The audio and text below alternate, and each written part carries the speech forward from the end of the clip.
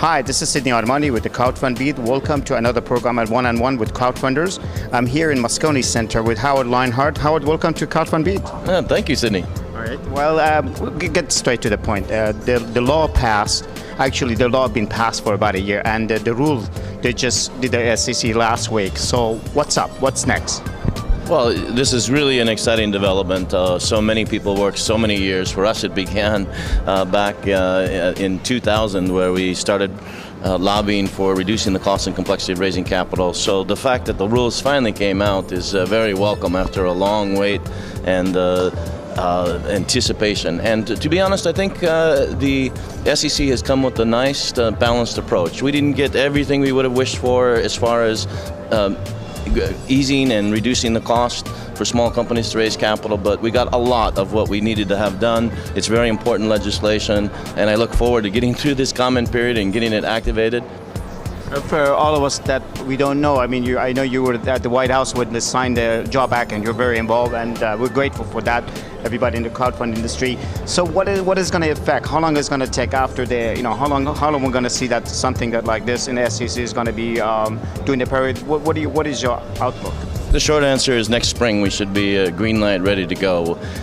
There's a 90-day comment period. There'll be a little bit of time after the comments to digest those comments, and then shortly thereafter it should become active. And you know, Sydney, that I'm a strong proponent believing that equity crowdfunding has the potential to be the greatest driver of economic growth and creativity and innovation than anything that has ever happened in our country. To me, it really serves to unleash the greatest asset that we have, is that the creativity and the energy of our people that has kind of been pent up. There's so many people that were willing to work hard, that had great ideas, but just could not get the funding. This old rule that said that you had to have a substantial existing relationship with a millionaire to be able to raise capital for your company, it was a ridiculous rule, and it was highly difficult for people coming from blue-collar backgrounds, from middle-class families, from women and minorities, and the statistics show that it was a very unbalanced way of funding companies in the past. Now it's going to be democratized. Everybody's going to have a fair shot. You're as good as your merit, you're as good as your ability to be able to convince people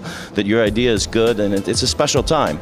I know, I see you're all excited, which I'm very happy about that. I know you're very much involved with the Startup America has been passed, and yourself, being a startup, you brought the company to a couple of $1 million in one of your companies. So it's good to hear from you that you're very, for crowdfunding, and this is going to affect a lot of the startup that they are trying to get to and they cannot find from traditional VCs. So you see that's going to change. How soon is it going to change?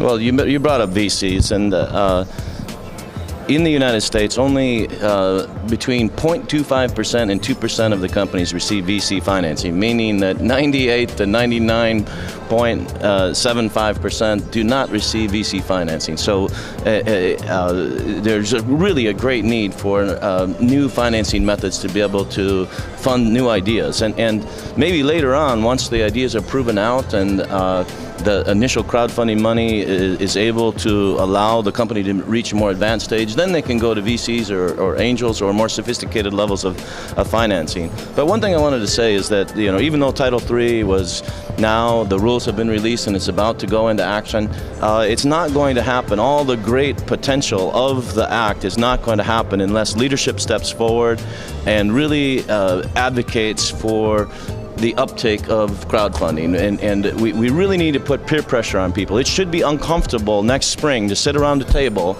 and not say that you've taken part in at least given $200 to a startup.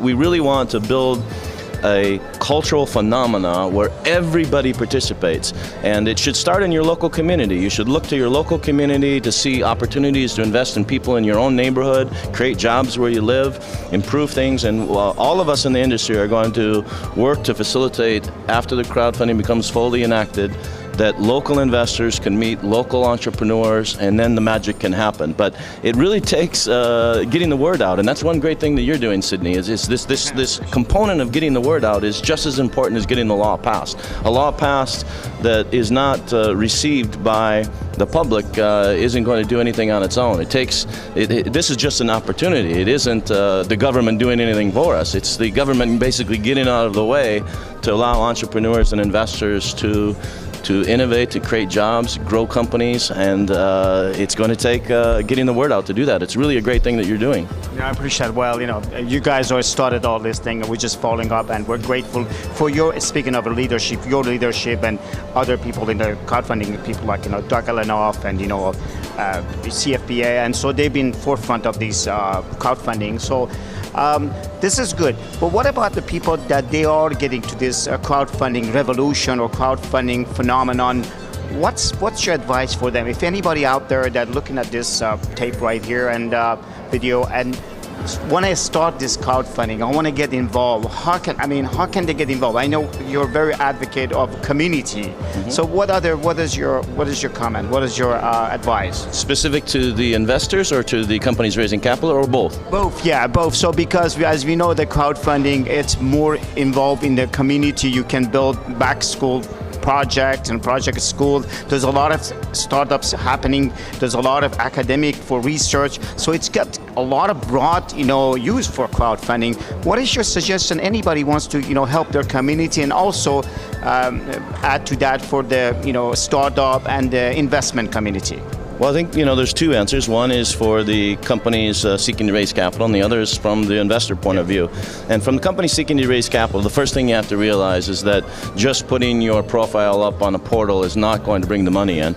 You have to really work hard, like anything else. There's no free lunch, there's no easy way, and just because crowdfunding comes along, that's not going to mean that you put a video up and $1 million is in your account the next day without doing any work. It's going to require concerted work. The best analogy I could use is similar to a candidate running for office, that you have to shake hands, you have to get out in the community, you have to meet people, you have to preach, and you have to explore all avenues. You should look to your customers as potential investors. You should look at your distributors as potential investors. You should look at your suppliers as potential investors.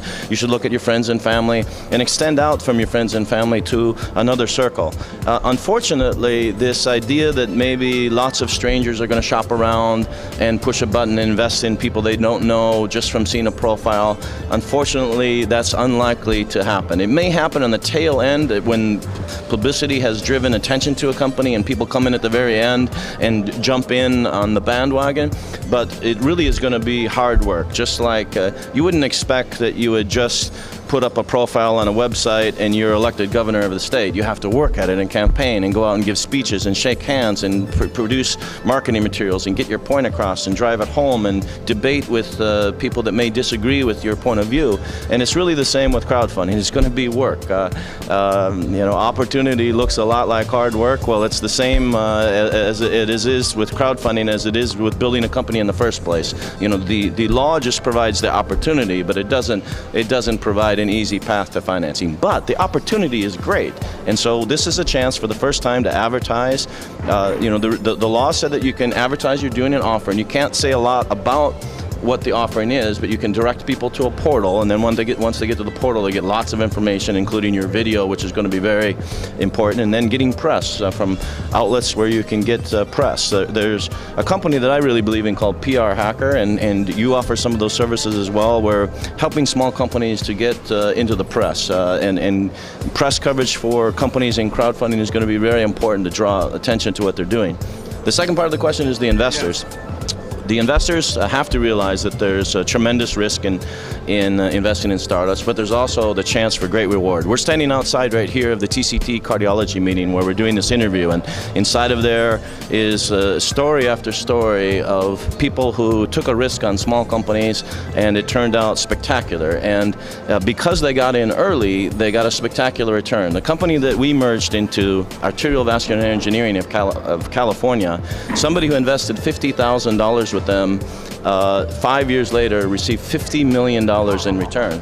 a 1,000-fold return. And if you're good at startup investing, you can find those opportunities. But it's very hard to, out of a selection of so many, to find one that's going to be a great winner like that.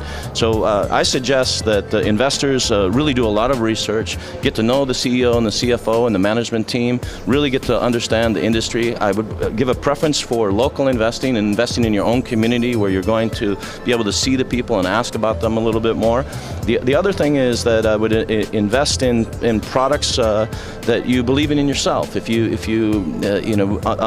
hear about the product and it's something that you would buy, there's other people that are going to think like you as well. So it's a little bit easier to invest well when you know the product and believe in the product. The other thing is diversification. You really, if we're allowed.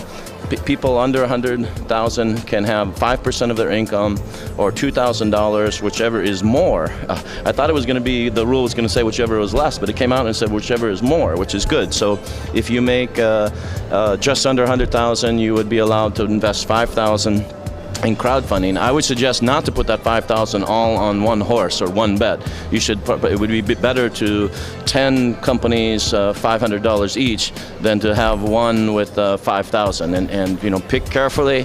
But it's not only a matter of getting the return for yourself, which is important. You worked hard for that money, but it's also we have to really realize that this is our opportunity as a community to revive our economy. And the history shows that the greatest innovations come from small startups that have innovative ideas. And the flight was started by the Wright brothers. There were just two bicycle mechanics with low amount of funding, and they discovered the code to heavier than air flight. And the story is told over and over. Apple started in a garage.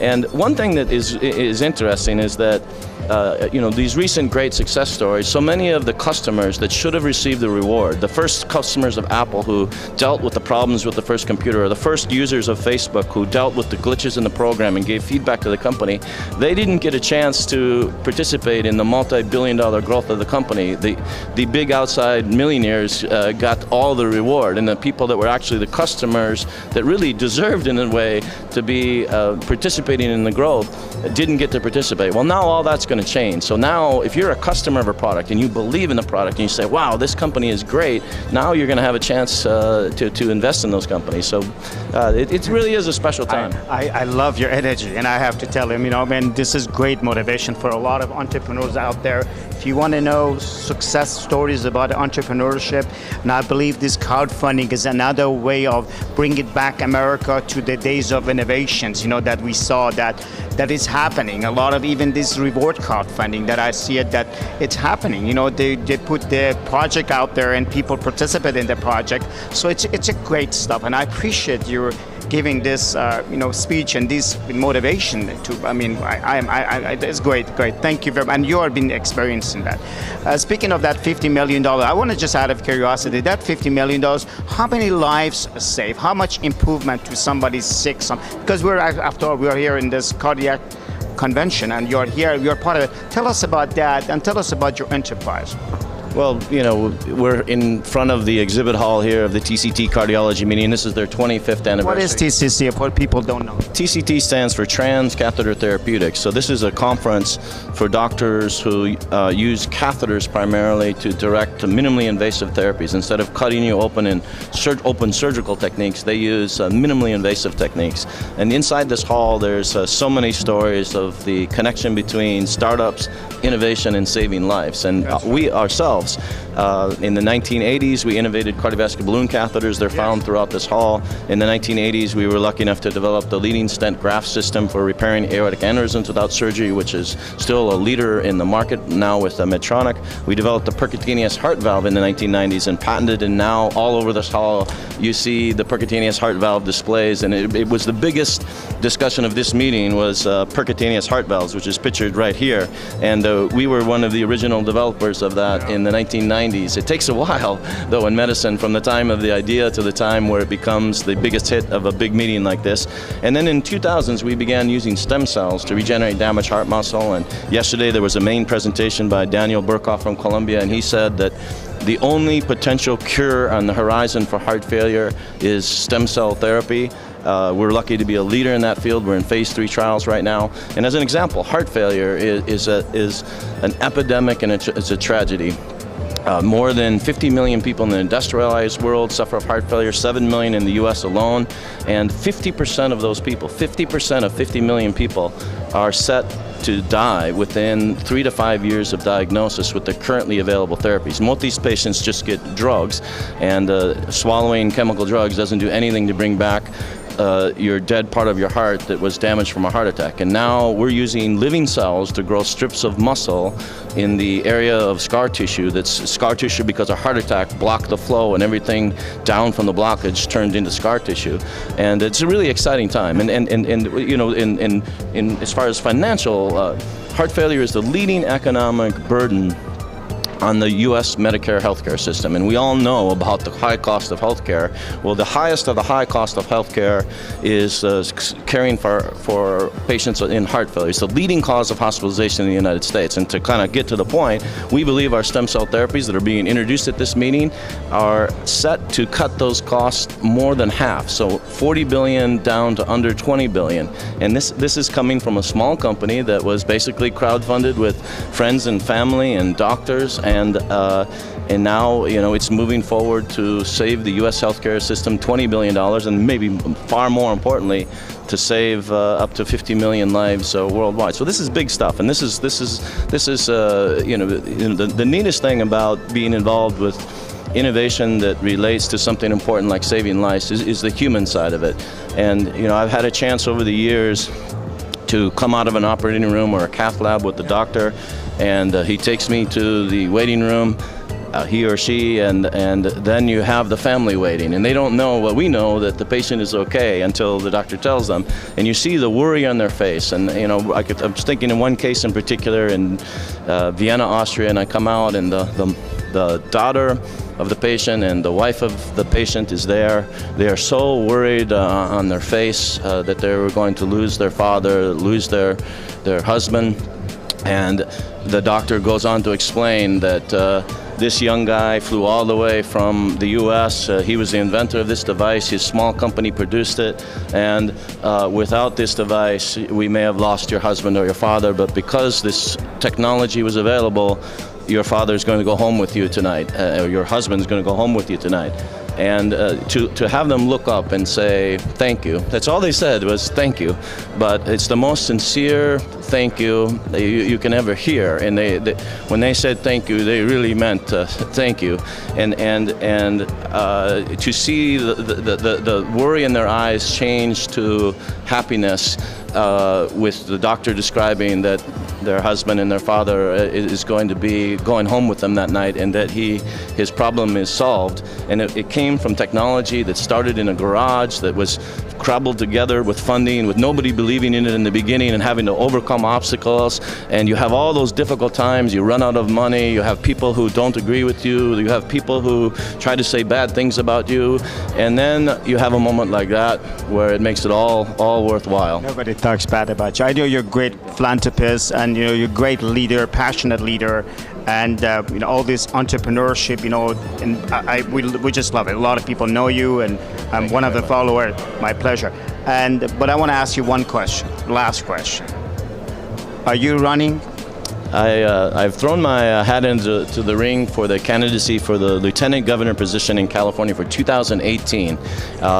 We are beginning now to lay a foundation to take our time to develop support, and the campaign is based on all the things I'm working on, which is belief in supporting entrepreneurship. I'm a big advocate of improving women's access to capital and improving modernizing education, and thanks for the chance to say that. But we're going to try for lieutenant governor in 2018. Right now we're supporting the campaign of Marianne Williamson, who just announced that she's running for Congress. I don't know if you know Marianne, but in Los Angeles she's announced that she's running for Congress. We're kind of going to combine our campaign teams. We believe so much in her because she believes in putting heart into the work of government and to utilize the government position to raise people's spirits and to energize them and to really exert care in helping them to help themselves. And we believe in her, and she started her campaign before ours. So basically, we're building a team to support her election, and that same team is going to carry forward to help with the election in 2018. But thanks for the chance to say that. My pleasure. I mean, and that's a great thing that I know about you, that a lot of people out there